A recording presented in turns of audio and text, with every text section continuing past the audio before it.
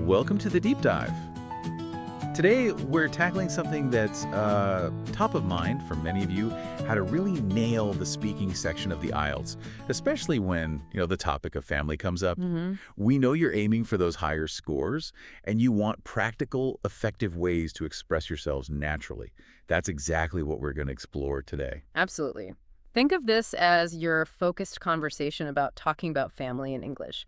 We've distilled some key areas to look at, from avoiding common mistakes to building a richer vocabulary and using phrases that show real fluency. Right. Whether it's a quick question in part 1 or a more detailed discussion in part 3, we want to give you the tools to feel confident. Okay, so let's get right into it.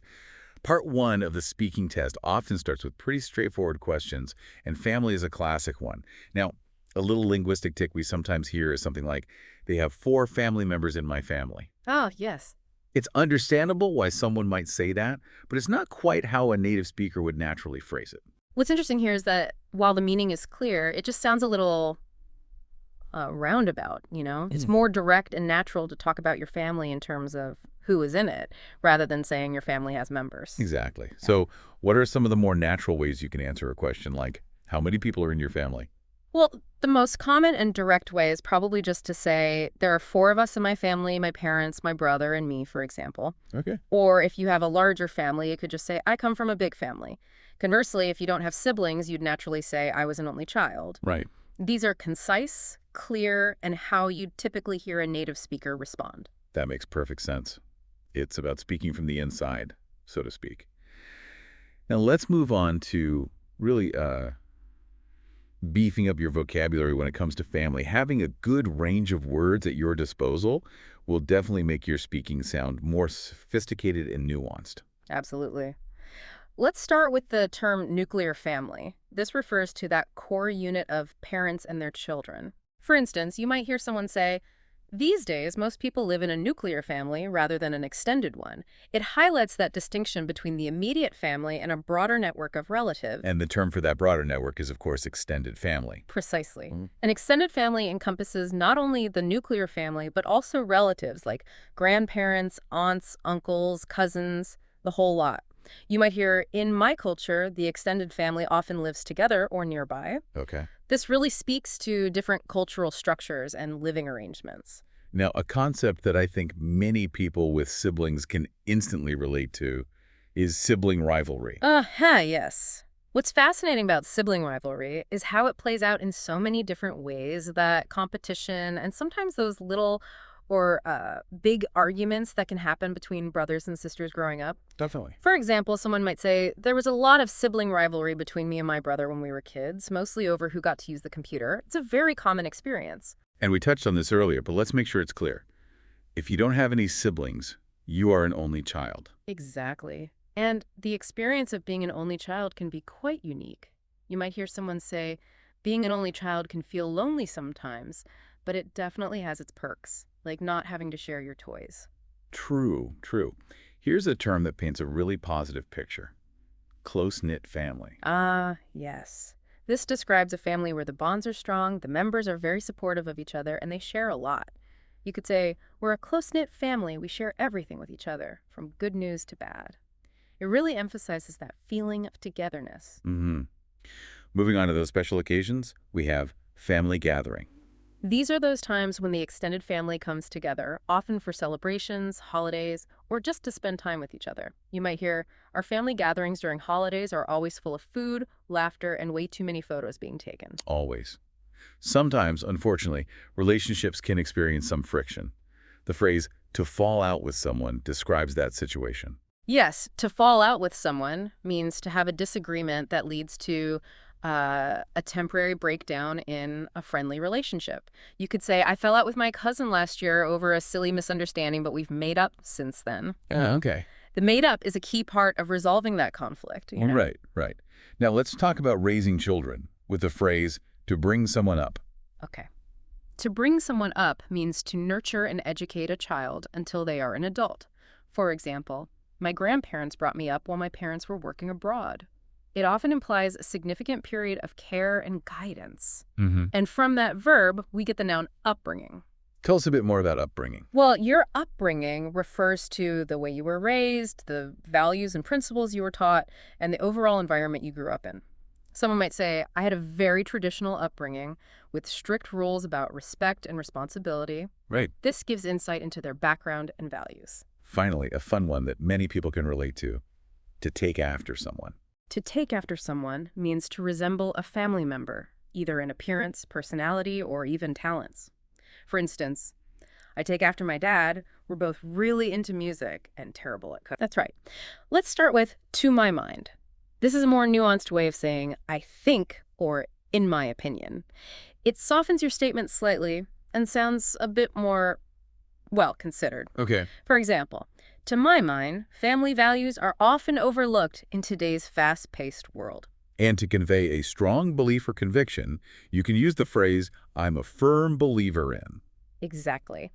This phrase clearly signals that you feel strongly about something. You might say, I'm a firm believer in spending quality time with family no matter how busy life gets. Here are a couple of idioms that can add some color and personality to your descriptions of family relationships. Mm-hmm. First, we're like chalk and cheese. Yes.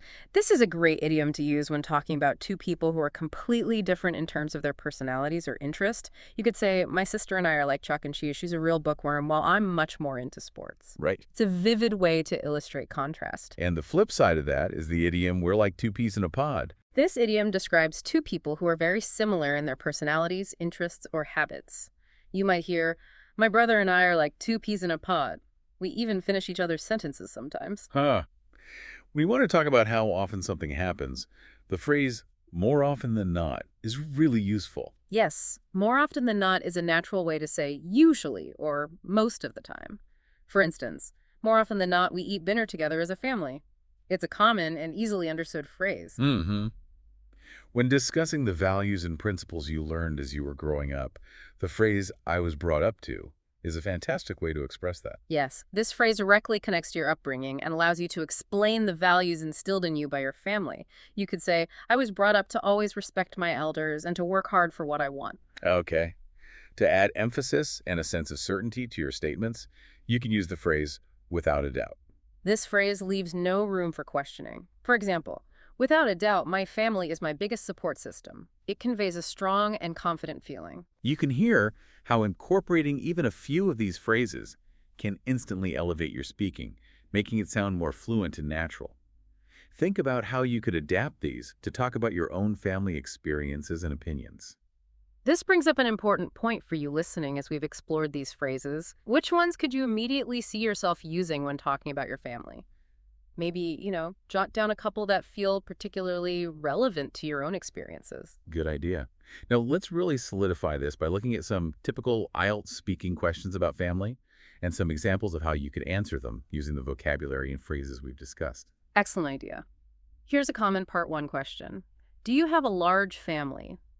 A strong, well-phrased answer could be, yeah, I come from a big extended family. There are always family gatherings, especially during holidays like Lunar New Year. Nice. See how it naturally incorporates extended family and family gatherings. Yeah, very smooth. Yeah. Here's another one you might encounter.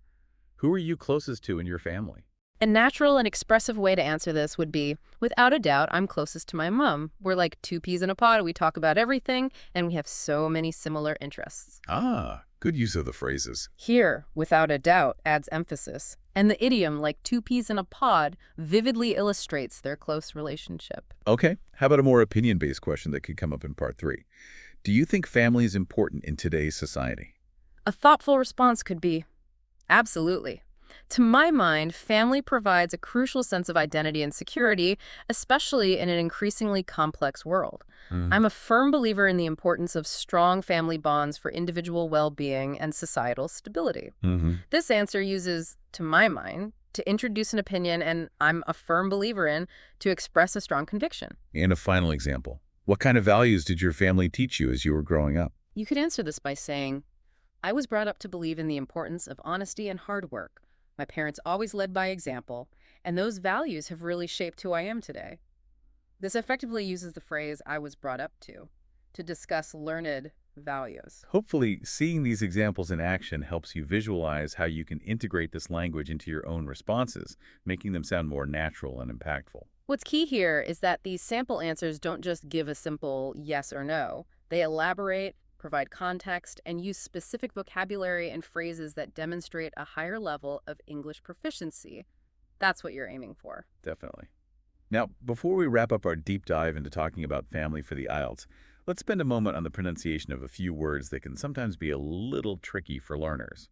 Getting these right can really boost your confidence and clarity. Absolutely. Good point. Let's start with the word sibling. The correct pronunciation is isolish, so it sounds like sibling, with the emphasis on the first syllable and a short I sound. Sibling. Sibling. Okay. Another word that can sometimes cause confusion is upbringing. Upbringing is pronounced brisure, with the stress on the first syllable. Bringing, be sure to pronounce both parts clearly. Bringing. Bringing. Got it. And finally, the word gathering, as in family gathering. Right. Gathering is pronounced olatinsho, sounding like gathering. Pay attention to the thas sound, making sure it's soft. Gathering. Gathering. And just a quick note on a compound word we discussed with close-knit. The emphasis is on the first part. Close. Close-knit. That's right, close-knit. Practicing these words out loud, even just a few times, can make a big difference. Don't hesitate to record yourself and listen back. It can really help you identify areas where you might need to adjust your pronunciation. Great advice. So to bring it all together, talking about family effectively for the IELTS isn't just about knowing the definitions of words. It's about understanding how to use them naturally in context, employing useful fluency phrases, and pronouncing them clearly. Exactly. By focusing on these elements, you'll not only be able to answer questions about family more confidently, but also demonstrate a broader command of the English language, which is ultimately what the IELTS examiners are looking for. Okay, so here's your challenge for the week. We want you to record yourself answering the IELTS style question. Describe a family member you admire. In your answer, try to consciously use at least 3 of the vocabulary words and 1 of the idioms that we've explored in this deep dive. Yeah, this active practice is so important for solidifying what you've learned. Don't worry about being perfect. Just focus on trying out the new language in a natural way. That's the goal. Remember, consistent effort and practice are your best allies in preparing for the IELTS speaking test. Keep speaking, keep learning, and you'll definitely see progress. And on that note, here's a final thought to leave you with. Consider how the way you talk about your family in English might reflect broader cultural differences in how family is viewed and valued compared to your first language. Interesting point. Are there concepts or feelings that are expressed differently? Thinking about this can give you a richer understanding of both language and culture, beyond just the test itself.